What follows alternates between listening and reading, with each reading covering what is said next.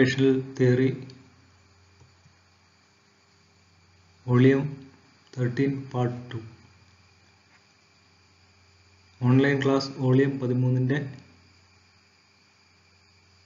രണ്ടാം ഭാഗം.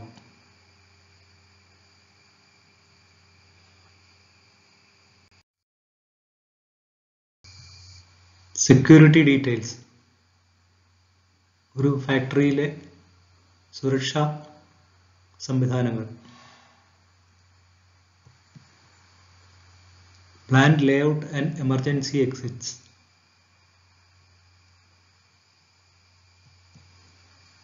Plant layout is the arrangement of machines, work areas and service areas within a factory.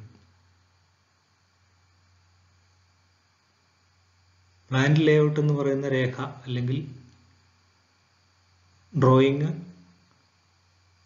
ഒരു ഫാക്ടറിയുടെ തറയിൽ ഫ്ലോറിന്റെ ഏതൊക്കെ ഭാഗത്താണ് യന്ത്രങ്ങളും മറ്റ് സംവിധാനങ്ങളും ഒരുക്കിയിരിക്കുന്നതെന്ന് ഒറ്റ നോട്ടത്തിൽ അറിയാനുള്ള ഒരു ചിത്രമാണ്.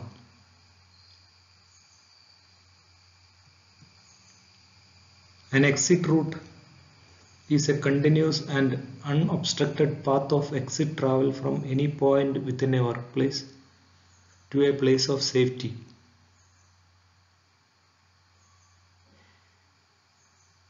ഒരു എക്സിറ്റ് അല്ലെങ്കിൽ പുറത്തേക്കുള്ള വഴി തടസ്സമൊന്നും കൂടാതെ ഒരു ഫാക്ടറിയുടെ ഉള്ളിൽ നിന്ന് അടിയന്തര ഘട്ടത്തിൽ പുറത്തേക്ക് കടക്കാനുള്ള വഴിയാണ്. Usually, a workplace must have at least 2 exit routes for prompt evacuation. സാധാരണയായി ഒരു ഫാക്ടറിയിൽ അല്ലെങ്കിൽ ഒരു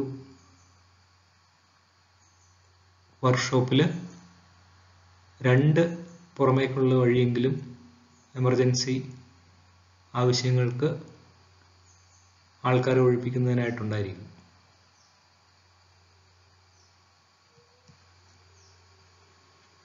There will be signs along the exit axis indicating the direction of travel to the nearest exit and exit discharge. നമ്മുടെ work പ്ലേസിന്റെ ഉള്ളിൽ അല്ലെങ്കിൽ ഫാക്ടറിക്കുള്ളിൽ exit എവിടെയാണെന്ന് കാണിക്കുന്ന സൈൻ ബോർഡുകൾ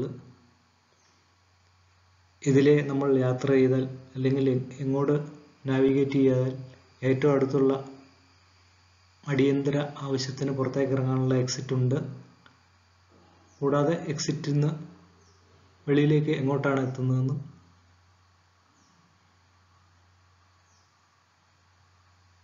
സൈൻ ബോർഡുകൾ ഉണ്ടായിരിക്കും.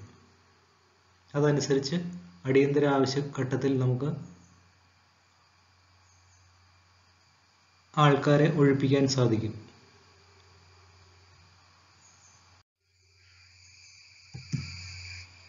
സെക്യൂരിറ്റി ഡീറ്റെയിൽസ് തുടർച്ച. Plan layout and emergency exits. Plan ലേഔട്ടിന്റെയും അതിൻ്റെ അകത്ത് അടിയന്തര ആവശ്യത്തിനുള്ള എക്സിറ്റുകൾ മാർക്ക് ചെയ്തിരിക്കുന്ന ചിത്രമാണ് താഴെ കാണിക്കുന്നത്.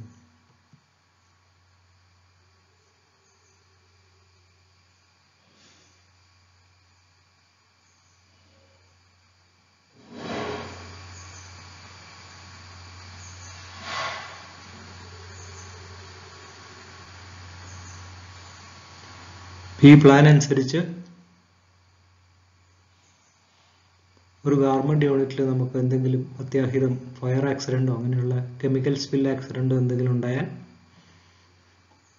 ആൾക്കാരെ ഒഴിപ്പിക്കുന്നതിനുള്ള മാർഗരേഖയാണ് ഈ കാണിച്ചിരിക്കുന്നത്.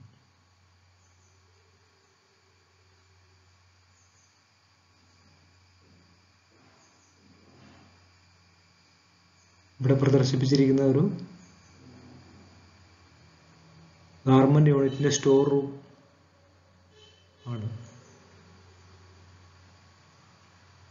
ഉദാഹരണമായിട്ട്.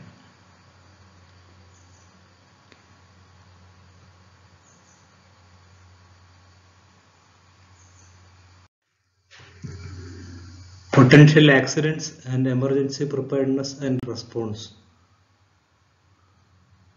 ഒരു ഫാക്ടറിയിലെ അപകട സാധ്യതകളും അത് തരണം ചെയ്യാനുള്ള അടിയന്തര ഘട്ടമുണ്ടായാൽ വേണ്ട തയ്യാറെടുപ്പുകളും അതിനോട് പ്രതികരിക്കേണ്ട നടപടിക്രമങ്ങളും.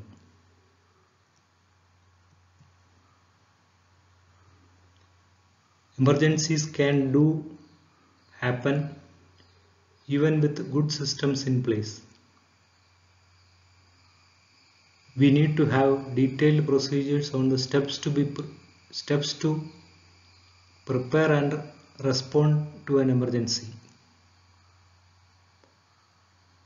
വളരെ നല്ല ഫാക്ടറികളിലും അടിയന്തര ഘട്ടങ്ങൾ, അപകടം കൊണ്ടുള്ള അടിയന്തര ഘട്ടങ്ങൾ ഉണ്ടാവാൻ സാധ്യതയുണ്ട്. ഇതിനായിട്ട് നമ്മൾ ഇത് നേരിടാനായി തയ്യാറായി നിൽക്കുകയും ഇത് ഉണ്ടായാൽ, അടിയന്തര ഘട്ടം ഉണ്ടായാൽ നമ്മൾ എടുക്കേണ്ട നടപടിക്രമങ്ങൾ, അതിനോട് പ്രതികരിക്കേണ്ട നടപടിക്രമങ്ങൾ എന്താണ് എന്നും ഉണ്ടായിരിക്കണം.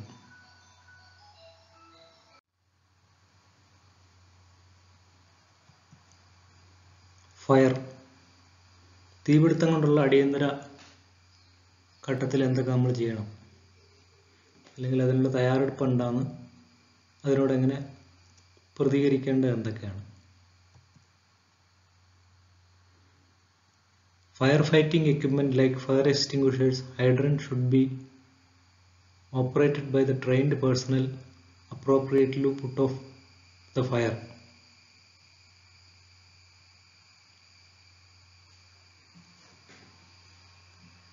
തീ അണയ്ക്കാനുള്ള ഫയർ എക്സ്റ്റിംഗ്വിഷർ അല്ലെങ്കിൽ ഹൈഡ്രൻ സംവിധാനം പ്രവർത്തിപ്പിക്കുക.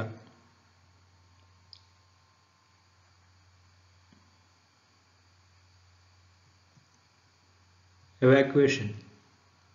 It is essential to make decisions quickly and evacuate the premises in order to prevent the loss of lives. തൊഴിലാളികളെ അല്ലെങ്കിൽ അകത്തുള്ള ഫാക്ടറിക്കുള്ളിലുള്ള ആൾക്കാരെ എത്രയും പെട്ടെന്ന് വെളിയിലേക്ക് അതിൽ നിന്ന് ഒഴിപ്പിക്കുകയാണ് വേണ്ടത്. അതാണ് അടുത്ത നടപടിക്രമം.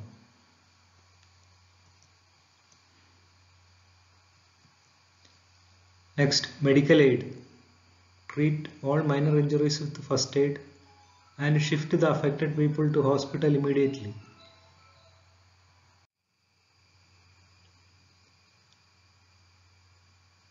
തീപിടുത്തം മൂലം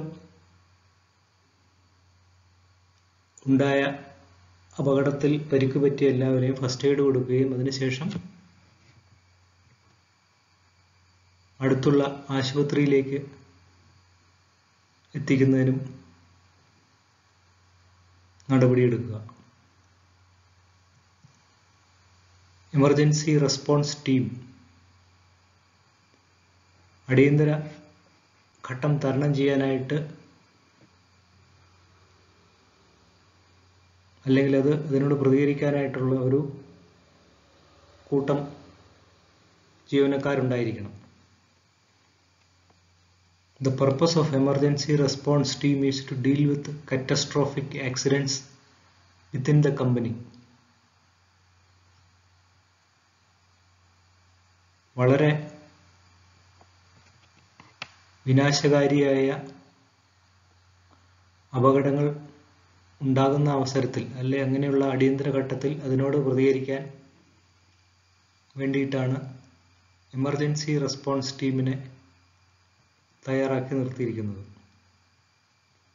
The team's responsibilities are to immediately meet when an emergency situation is reported and to determine the course of action. ഈ ടീം എന്തെങ്കിലും അടിയന്തര സാഹചര്യം ഉണ്ടാവുകയാണെങ്കിൽ യോഗം ചേർന്ന് അടിയന്തരമായിട്ടുള്ള തീരുമാനങ്ങൾ എടുക്കുകയും എന്തൊക്കെ നടപടികളാണ് ചെയ്യേണ്ടതെന്ന് തീരുമാനിക്കുകയും ചെയ്യും.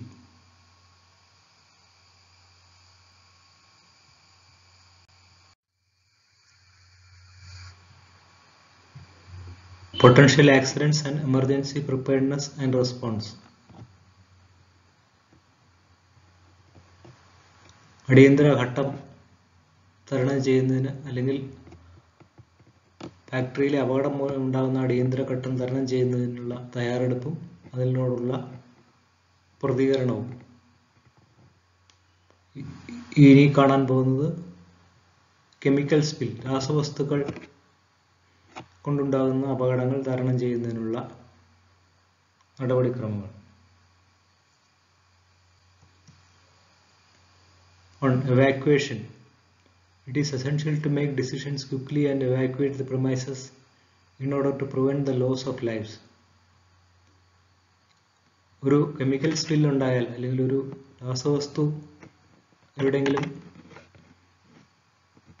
പൊട്ടിത്തെറിക്കുകയോ ഒഴുകി അല്ലെങ്കിൽ അതിൻ്റെ കണ്ടെയ്നറിൽ നിന്ന് പുറത്താവുകയോ ചെയ്താൽ പെട്ടെന്ന് ആ ഭാഗത്തുള്ള ആൾക്കാരെ ഫാക്ടറിയിൽ നിന്ന് പുറത്തേക്ക് ഒഴിപ്പിക്കുക. Medical aid, treat all minor injuries with the first aid and shift the affected people to hospital immediately.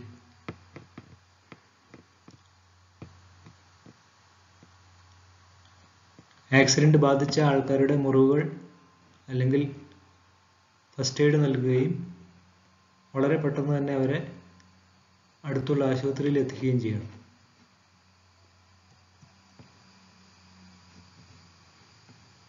Next, emergency response team. The purpose of the emergency response team is to deal with catastrophic accidents within the company. The team's responsibilities are to immediately meet when an emergency situation is reported and to determine the course of action. Fire accident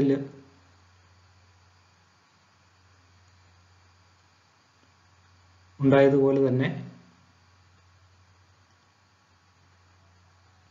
അല്ലെങ്കിൽ ഏതൊരു അടിയന്തര അപകടഘട്ടവും തരണം ചെയ്യാനായിട്ടൊരു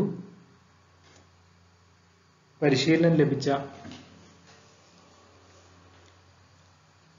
ആൾക്കാരുടെ ഒരു team ഉണ്ടായിരിക്കണം.